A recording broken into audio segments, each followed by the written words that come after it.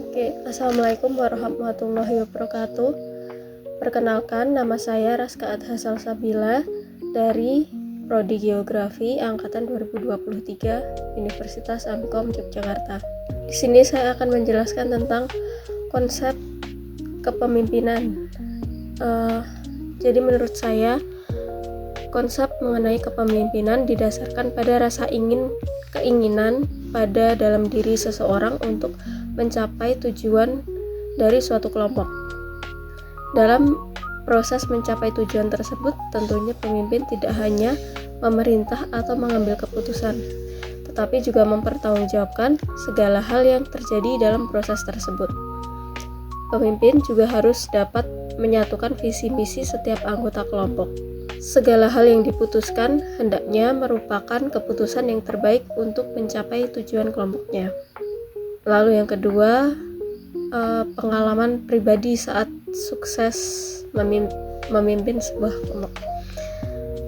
Semester lalu saya mengambil mata kuliah broadcasting.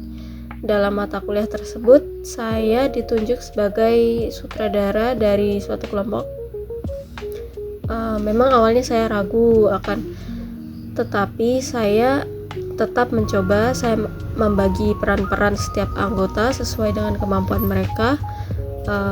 Kemudian selama persiapan sebelum shoot video, saya memastikan keseluruhan telah siap, baik itu dari naskah, timeline, surat izin mata kuliah sebagai izin resmi kunjungan ke lokasi shoot video, dan juga saya menghubungi langsung narasumber. Kemudian saat hari di mana kami semua syuting, saya juga mengawasi dan mengarahkan proses syuting sesuai dengan timeline dan naskah yang sudah dipersiapkan. Bahkan setelah syuting selesai, saya masih mengawasi jalannya proses editing hingga hasil video sesuai dengan yang kami harapkan. Kemudian pengalaman pribadi saat gagal memimpin. Ini pernah terjadi saat saya masih duduk di bangku SD. Dulu saya pernah ditunjuk sebagai ketua Regu Pramuka, memimpin 7 anggota bersama dengan wakil. Kegagalan itu terjadi kemungkinan dikarenakan saya yang belum siap memahami bagaimana caranya memimpin, dikarenakan saat itu usia saya masih cukup dini. Dahulu saya pikir pemimpin merupakan seseorang yang menanggung seluruh tugas suatu kelompok, sehingga saya merasa sangat berat saat itu karena menanggung seluruh beban kelompok pada diri saya sendiri. Akibatnya hampir seluruh tugas pramuka tidak berjalan dengan baik. Kemudian analisa faktor-faktor apa yang berpengaruh terhadap kesuksesan maupun kegagalan kepemimpinan.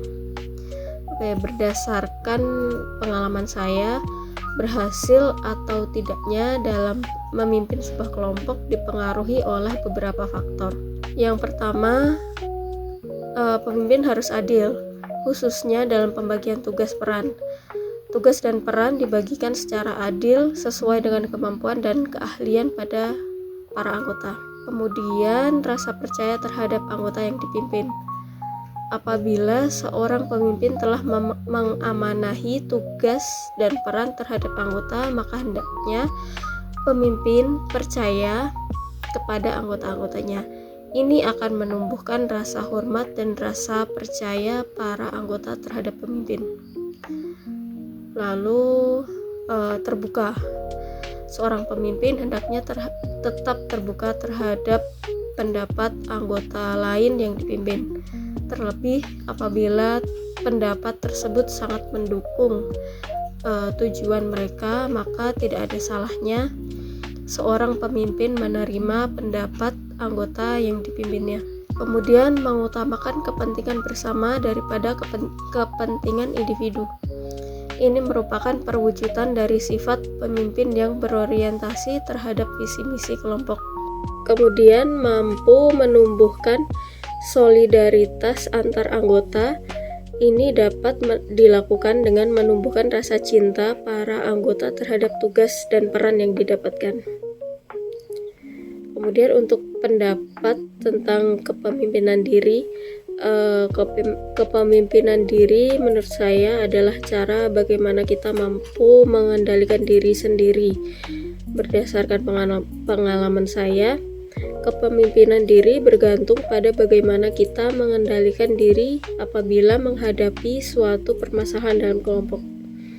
Saya rasa akan percuma apabila seorang pemimpin apabila ia tidak bisa atau tidak punya kendali terhadap dirinya sendiri. Kemudian apa saja yang harus dipikirkan dan dilakukan seorang pemimpin? Yang pertama adalah yang harus dipikirkan oleh seorang pemimpin itu visi dan arah kelompok. Seorang pemimpin harus memikirkan kemana kelompok akan dibawa dalam jangka waktu yang panjang. Kemudian memikirkan solusi dari permasalahan kelompok, yaitu dengan mengetahui akar permasalahan sebelum menentukan keputusan. Kemudian dampak yang ketiga adalah memikirkan dampak dari keputusan yang diambil. Sebelum memutuskan solusi, alangkah baiknya seorang pemimpin mempertimbangkan dampak atau akibat yang mungkin ditimbulkan. Kemudian hal-hal yang harus dilakukan oleh seorang pemimpin adalah yang pertama, pengambilan keputusan. Seorang pemimpin harus berani mengambil keputusan dengan tegas di saat yang tepat. Lalu mampu mengarahkan kelompok agar dapat mencapai tujuan bersama dan mengawasi serta mengevaluasi kinerja para anggota yang dipimpin. Kemudian untuk visi pribadi, visi saya adalah yang pertama menjadi seorang perempuan yang berdaya, mandiri, tetap berada di jalan yang benar sesuai dengan kepercayaan saya. Lalu yang kedua adalah membanggakan dan membahagiakan orang tua sesuai dengan harapan mereka dan mampu membantu keluarga. Untuk misi saya, yang pertama adalah memperjuangkan apa yang tengah saya jalani saat ini, yaitu menyelesaikan perkuliahan dengan segera dan tetap berdoa agar tetap dijaga dan ditunjukkan jalan yang terbaik dan halal. Yang kedua adalah mendapatkan pekerjaan yang sesuai dengan latar belakang pendidikan saya, kemudian menabung untuk masa depan dan bersedekah untuk orang terdekat. Kemudian tujuan saya, untuk tujuan saya ingin memiliki kehidupan yang lebih baik secara fisik, mental, finansial, serta memiliki kehidupan masa depan yang terjamin. Untuk sasaran, saya ingin bekerja di bidang yang berkaitan dengan geospasial. Saya juga ingin memiliki aset dan properti pribadi, atau mungkin tabungan untuk penjamin kesejahteraan saya di masa depan. Lalu untuk peran, kesadaran, dan pemahaman terhadap hukum-hukum serta dalam kepemimpinan, hukum semesta dalam memiliki peran sebagai dasar atau pedoman dalam pengambilan keputusan. Dengan adanya pemahaman ini akan melatih kemampuan seorang pemimpin agar lebih visioner, berintegritas, dan berempati terhadap sesama. Konflik yang pernah saya alami, jadi saya pada satu mata kuliah yang saya ambil pada semester ini, ada satu mata kuliah yang membagi mahasiswa menjadi 3 kelompok.